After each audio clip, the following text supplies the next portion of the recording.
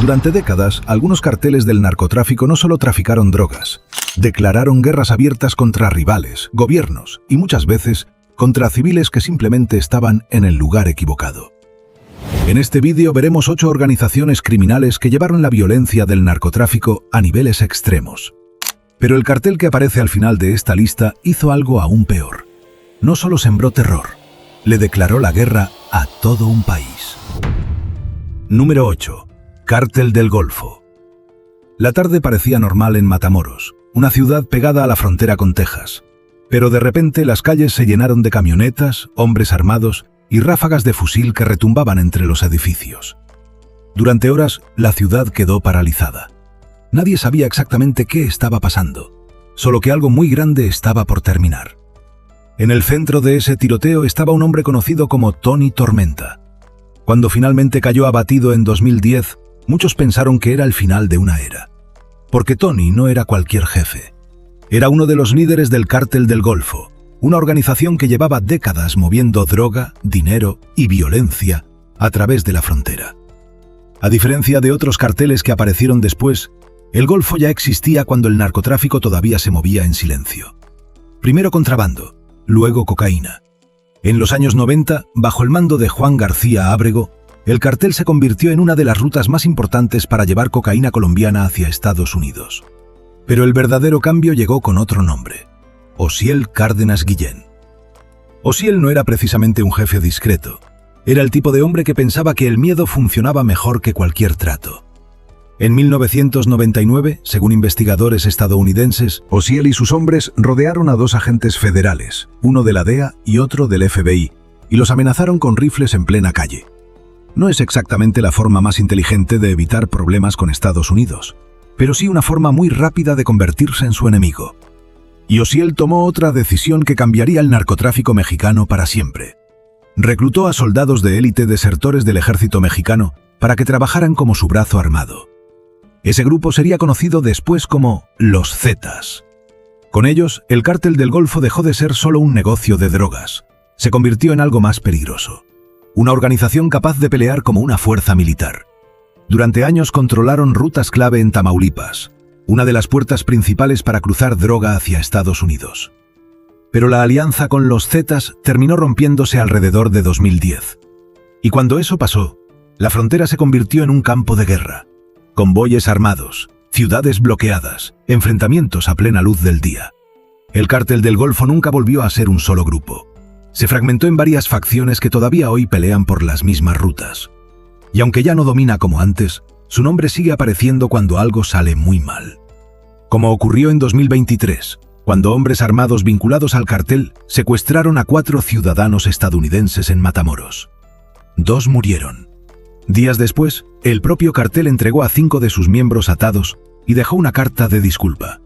Una escena extraña, incluso para los estándares del narcotráfico. Porque el Cártel del Golfo puede haber perdido parte de su antiguo imperio. Pero la violencia que ayudó a desatar en la frontera todavía sigue ahí. Número 7. Cártel de Cali. La explosión fue tan fuerte que las ventanas de varios edificios alrededor del edificio Mónaco, en Medellín, estallaron al mismo tiempo. Vidrios cayendo como lluvia. Autos destrozados. Gente corriendo sin saber si venía otra bomba. Dentro vivía la familia de Pablo Escobar. El mensaje era claro. Esto ya no era solo una guerra entre narcotraficantes. Era una guerra entre imperios. Y del otro lado estaba un cartel muy distinto al de Escobar. El Cártel de Cali. Mientras Medellín llenaba titulares con carros bomba y asesinatos públicos, en otra ciudad de Colombia un grupo de hombres estaba construyendo un imperio mucho más silencioso. Y quizá más peligroso. Los hermanos Gilberto y Miguel Rodríguez Orejuela, junto con José Santa Cruz Londoño y Elmer Pacho Herrera, entendieron algo que muchos criminales aprenden demasiado tarde. Que a veces el poder no se consigue disparando. Se consigue comprando a la gente correcta. Durante los años 90, el Cártel de Cali llegó a controlar una parte enorme del tráfico de cocaína hacia Estados Unidos. Toneladas de droga salían de Colombia y terminaban en ciudades como Nueva York, Miami o Los Ángeles. El dinero era tan grande que el cartel no necesitaba esconderse en la selva. Invertían en empresas, en bancos, en negocios legales. Una de las fachadas más conocidas era la cadena de farmacias Drogas La Rebaja. Por fuera parecía un negocio normal, pero por dentro era parte de un sistema gigantesco para lavar dinero.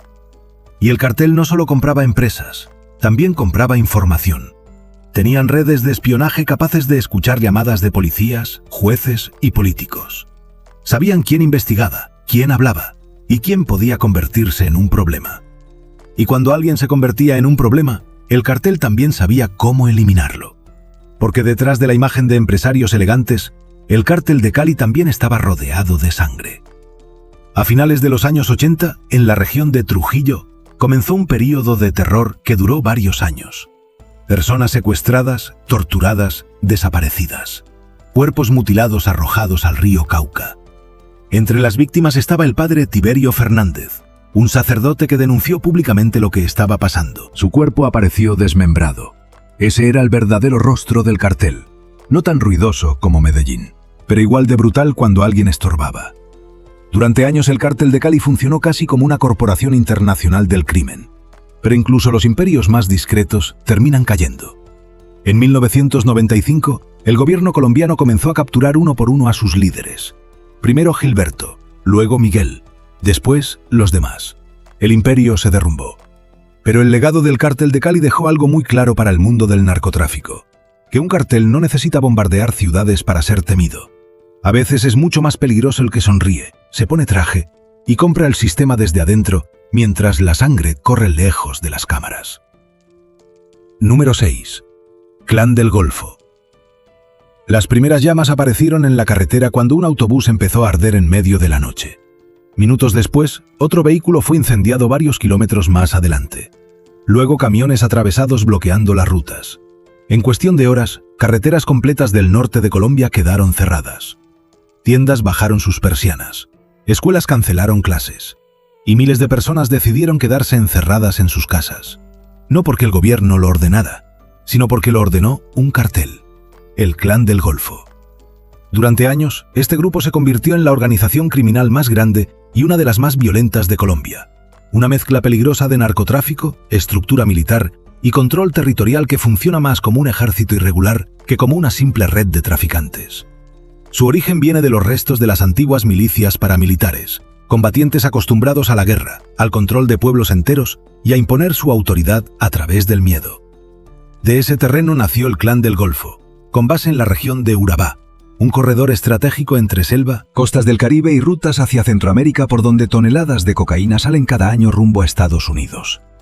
Al frente de la organización estaba Dairo Antonio Úsuga, conocido como Otoniel, un hombre que pasó por guerrillas, paramilitares y finalmente terminó liderando un imperio criminal con miles de hombres armados. Bajo su mando, el cartel no solo traficaba droga, controlaba territorios, tenía sicarios y operaba con disciplina militar. Pero lo que realmente definía su poder era el miedo. Según investigaciones judiciales, Otoniel ordenó campañas conocidas como Plan Pistola, donde se ofrecía dinero por cada policía o soldado asesinado. Patrullas emboscadas, ataques con granadas, fusiles disparando contra puestos de control. La violencia era una herramienta de gobierno. Cuando su hermano Giovanni, uno de los líderes del grupo, murió durante una operación policial en 2012, el Clan del Golfo respondió con una demostración de poder. Declararon un paro armado. Durante varios días, pueblos enteros quedaron paralizados. Buses detenidos, comercios cerrados, carreteras vacías. En muchos lugares nadie se atrevía a salir, porque todos sabían que desobedecer podía significar una sentencia de muerte. En 2021, después de años escondido en la selva, Otoniel fue capturado por fuerzas especiales colombianas. Un año después fue extraditado a Estados Unidos. Y en 2023 recibió una condena de 45 años de prisión. Pero la caída de un líder no siempre destruye una organización. Porque aunque Otoniel esté tras las rejas, el Clan del Golfo sigue operando en varias regiones del país. Y el sistema de miedo que construyeron durante años todavía tiene suficiente poder para apagar ciudades enteras cuando ellos lo deciden. Número 5. Mara Salvatrucha, MS-13. Los vecinos lo sabían antes de que empezaran los disparos. Cuando los hombres tatuados aparecieron en la esquina y obligaron a dos panaderos a salir de su negocio, nadie gritó, nadie corrió, nadie intentó detenerlos. Las ventanas se cerraron, las puertas se bloquearon, la calle quedó en silencio, porque todos entendían lo mismo. Cuando Mara Salvatrucha, la MS-13, decide enviar un mensaje, ese mensaje normalmente termina con alguien muerto. Los dos hombres fueron obligados a arrodillarse frente a su propia tienda. Los sicarios levantaron las pistolas, y los disparos resonaron por toda la calle. No era solo un asesinato, era una advertencia para todo el barrio. Así funciona MS-13. No necesitan controlar ciudades enteras para imponer su poder. Les basta con controlar las calles donde vive la gente común. Lo irónico es que esta pandilla, que hoy aterroriza barrios en Centroamérica, no nació en El Salvador. Nació en Los Ángeles, en los años 80. Miles de jóvenes salvadoreños que habían huido de la guerra civil crecieron en barrios violentos donde las pandillas dominaban las calles. Para muchos, unirse a una pandilla no era una elección, era una forma de sobrevivir. Así nació Mara Salvatrucha. Al principio era solo otra pandilla callejera, pero en los años 90, cuando Estados Unidos comenzó a deportar pandilleros a Centroamérica, la historia cambió por completo, porque la pandilla regresó a El Salvador, y regresó con experiencia en violencia urbana. Las ciudades de la región no estaban preparadas para algo así. MS-13 empezó a dividir barrios enteros en pequeñas células llamadas clicas, grupos que controlaban comunidades mediante extorsión sistemática. El dueño de la tienda pagaba, el conductor del autobús pagaba, el vendedor ambulante pagaba, y quien se negaba, desaparecía. Con el tiempo la pandilla se hizo famosa por asesinatos extremadamente brutales, ataques públicos y ejecuciones diseñadas para enviar un mensaje claro: el barrio tiene dueño. Para comienzos de la década de 2020, la violencia de las pandillas había llevado a El Salvador a una de las crisis de homicidios más graves del continente. En marzo de 2022, una ola de asesinatos dejó decenas de muertos en un solo día. Un episodio que empujó al país al límite. La respuesta del gobierno fue inmediata. Estado de emergencia. Soldados patrullando barrios. Redadas masivas. Decenas de miles de arrestos. Las cárceles comenzaron a llenarse rápidamente. Una de ellas, la gigantesca prisión conocida como CECOT, fue construida para encerrar a miles de miembros de pandillas como MS-13. Pero incluso con miles de pandilleros tras las rejas, el legado de la pandilla sigue presente. Porque durante décadas, Mara Salvatrucha no solo fue una pandilla, fue una organización que convirtió barrios enteros en territorios controlados por el miedo. Un sistema donde las reglas no las escribe el gobierno, sino el grupo armado que domina la esquina. Número 4. Los Zetas. Los obligaron a bajar del autobús uno por uno. Algunos pensaban que era un simple robo en la carretera, pero cuando los hombres armados comenzaron a separarlos, todos entendieron que aquello era algo mucho peor. Los formaron en fila en medio de la oscuridad, y entonces comenzaron las ejecuciones. Cuando el ejército mexicano llegó a la escena en San Fernando, Tamaulipas, el resultado fue aterrador. 72 migrantes asesinados. Hombres y mujeres que solo intentaban cruzar México para llegar a Estados Unidos. El grupo responsable era una organización que ya estaba sembrando terror en el país. Los Zetas.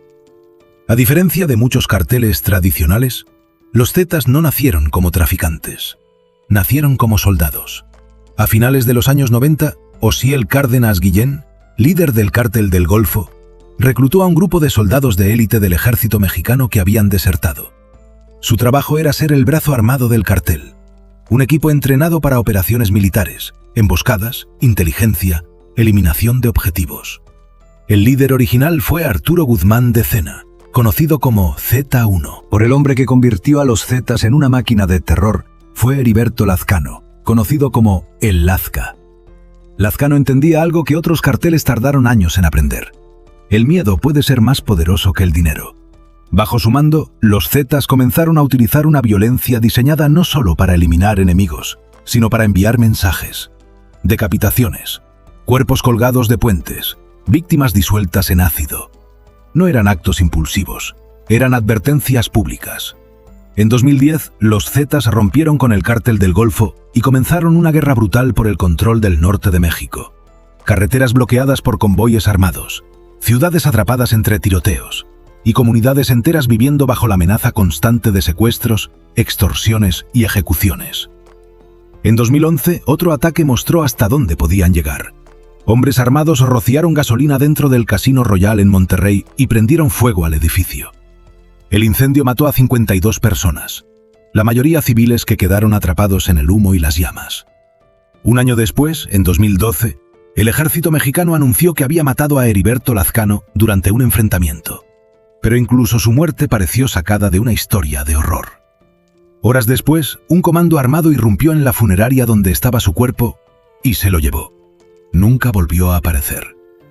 Con el tiempo, las capturas de sus líderes fragmentaron la organización. Pero el legado de los Zetas dejó una huella permanente, porque fueron ellos quienes transformaron el narcotráfico en algo diferente.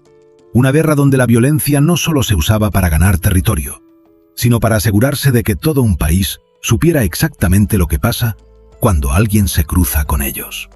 Número 3. Cártel de Sinaloa. La ciudad de Culiacán se paralizó en cuestión de horas. Camionetas con hombres armados aparecieron en avenidas principales. Autos incendiados bloquearon carreteras. Disparos se escuchaban en distintos puntos de la ciudad. Escuelas cerraron. El aeropuerto suspendió vuelos. Y miles de personas se encerraron en sus casas esperando que todo terminara. Todo había comenzado con una sola operación. El ejército mexicano había capturado a Ovidio Guzmán, hijo de Joaquín El Chapo Guzmán. Pero lo que ocurrió después dejó claro que no era una detención cualquiera. En cuestión de horas, los sicarios del cártel de Sinaloa tomaron el control de la ciudad. Convoyes armados, bloqueos en carreteras, ataques coordinados en distintos puntos. La presión fue tan intensa que el gobierno tomó una decisión que parecía imposible. Liberaron a Ovidio Guzmán ese mismo día. Para muchos mexicanos, aquel momento dejó una pregunta inquietante. Si un cartel podía obligar al Estado a retroceder, ¿qué tan poderoso era realmente? El cartel de Sinaloa nació en los años 90 tras la caída del antiguo cartel de Guadalajara. Entre los hombres que lo construyeron estaban Joaquín El Chapo Guzmán, Ismael El Mayo Zambada y Héctor El Güero Palma. Pero a diferencia de otros carteles que se hicieron famosos por su brutalidad visible, Sinaloa construyó algo más peligroso: un sistema. Una red internacional de rutas, contactos y corrupción, capaz de mover toneladas de droga a través de fronteras durante décadas. El Chapo se volvió famoso por los túneles clandestinos bajo la frontera entre México y Estados Unidos. Pasajes subterráneos diseñados para transportar cocaína, heroína y metanfetamina sin ser detectados. Pero el crecimiento del cartel también desató guerras. En 2008 comenzó una batalla brutal contra el cartel de Juárez por el control de Ciudad Juárez. Durante años, la ciudad se convirtió en una de las más violentas del mundo. Miles de personas murieron. Familias enteras abandonaron sus hogares. Y barrios completos quedaron atrapados entre ejecuciones y enfrentamientos armados. En 2019, el Joaquín El Chapo Guzmán fue condenado a cadena perpetua en Estados Unidos. Muchos pensaron que ese era el final del cartel, pero el cártel de Sinaloa llevaba décadas preparándose para algo así. El liderazgo pasó a nuevas generaciones, los llamados chapitos, los hijos de El Chapo. Mientras tanto, el negocio evolucionó. Hoy, una de las principales fuentes de poder del cartel es el tráfico de fentanilo, una droga sintética extremadamente potente que ha causado decenas de miles de muertes por sobredosis en Estados Unidos. El cártel de Sinaloa no siempre necesita mostrar su violencia en las calles, porque su impacto no solo se mide en tiroteos, se mide en rutas que cruzan continentes, en laboratorios clandestinos escondidos en montañas, y en millones de pastillas que cruzan la frontera cada año. Porque si algo ha demostrado este cartel durante décadas, es que su arma más peligrosa no siempre ha sido un rifle. Ha sido un sistema criminal capaz de adaptarse y seguir matando durante generaciones. Número 2. Cártel Jalisco Nueva Generación, CJNG. La caravana de policías estatales avanzaba lentamente por una carretera montañosa en el estado de Jalisco, en lo que parecía una patrulla rutinaria como tantas otras que ocurren cada día en las zonas rurales del país. Pero en realidad, alguien ya los estaba esperando. Ocultos entre los cerros, varios hombres armados observaban el movimiento de los vehículos mientras preparaban una emboscada cuidadosamente planeada, con posiciones elevadas, rifles de alto calibre y rutas de escape listas para desaparecer en cuestión de minutos. Cuando comenzaron los disparos, todo ocurrió demasiado rápido. La emboscada duró menos de media hora, pero cuando llegaron los refuerzos, el resultado fue devastador. 15 policías estatales habían muerto. Para muchos analistas de seguridad en México, Aquel ataque marcó un punto de inflexión en la guerra contra el narcotráfico, porque reveló que una nueva organización criminal estaba dispuesta a combatir con tácticas más cercanas a una operación militar que a un enfrentamiento típico entre carteles. El grupo responsable era el Cártel Jalisco Nueva Generación, conocido como CJNG. La organización comenzó a aparecer alrededor de 2010, cuando los restos del antiguo Cártel del Milenio se reorganizaron en el estado de Jalisco bajo el liderazgo de Nemesio Rubén Oseguera Cervantes, un ex policía conocido en el mundo criminal como El Mencho. A diferencia de otros capos que construyeron su poder lentamente durante décadas, El Mencho impulsó una estrategia de expansión rápida basada en violencia extrema, control territorial inmediato y ataques diseñados para enviar mensajes claros a sus rivales. El cartel anunció su llegada al escenario nacional en 2011, cuando 35 cuerpos aparecieron abandonados en una avenida del puerto de Veracruz, acompañados por un mensaje firmado por un grupo llamado Los Matacetas, una fachada que las autoridades pronto relacionaron con el CJNG. Sin embargo, el momento que realmente mostró el nivel de poder del cartel ocurrió en mayo de 2015, cuando fuerzas federales intentaron capturar a El Mencho y el CJNG respondió con una ofensiva coordinada que incluyó bloqueos masivos, vehículos incendiados y ataques simultáneos en varias ciudades del estado de Jalisco. Durante esa operación, los sicarios del cartel lograron algo que hasta entonces parecía impensable. Derribaron un helicóptero militar utilizando un lanzacohetes, causando la muerte de 6 soldados. A partir de ese momento quedó claro que el CJNG no era simplemente otro cartel en la larga historia del narcotráfico mexicano, sino una organización capaz de combinar violencia a escala militar con una red internacional de tráfico de drogas, especialmente metanfetamina y fentanilo, una sustancia que hoy provoca decenas de miles de muertes por sobredosis en Norteamérica cada año. Porque al final, el Cártel Jalisco Nueva Generación no solo construyó un imperio criminal, construyó una máquina de violencia capaz de expandirse con una velocidad que pocos carteles en la historia de México habían logrado. Número 1. Cártel de Medellín. El avión apenas había despegado de Bogotá cuando ocurrió la explosión. En cuestión de segundos, el vuelo 203 de Avianca desapareció del radar. Los restos comenzaron a caer sobre los campos cerca de la capital colombiana. Cuando los equipos de rescate llegaron al lugar del desastre, no encontraron sobrevivientes. 107 personas habían muerto. Hombres, mujeres, pasajeros comunes que jamás imaginaron que se convertirían en víctimas de una guerra que ni siquiera sabían que existía. El objetivo real del atentado era un político colombiano que supuestamente viajaría en ese avión. Pero el cartel responsable no dudó en destruir una aeronave llena de civiles para intentar eliminarlo. Ese cartel era el Cártel de Medellín.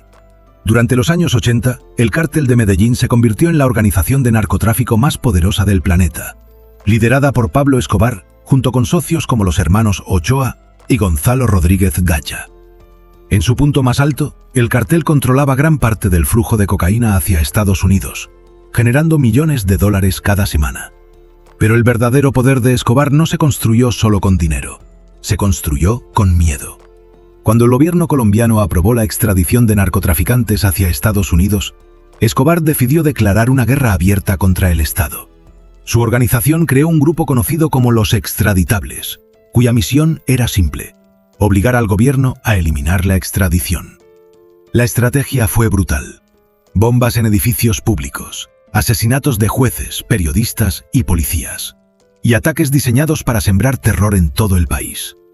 En 1989, los sicarios del cartel asesinaron al candidato presidencial Luis Carlos Galán durante un acto de campaña frente a cientos de personas. Meses después, un carrobomba explotó frente al edificio del DAS, el Servicio de Inteligencia colombiano, causando decenas de muertes y cientos de heridos. En solo unos años, la guerra del Cártel de Medellín dejó centenares de civiles muertos, miles de heridos y más de 500 policías asesinados. Colombia no estaba enfrentando solo a un cartel. Estaba enfrentando una organización que había convertido el narcotráfico en una campaña de terrorismo a escala nacional. Pero ninguna guerra dura para siempre.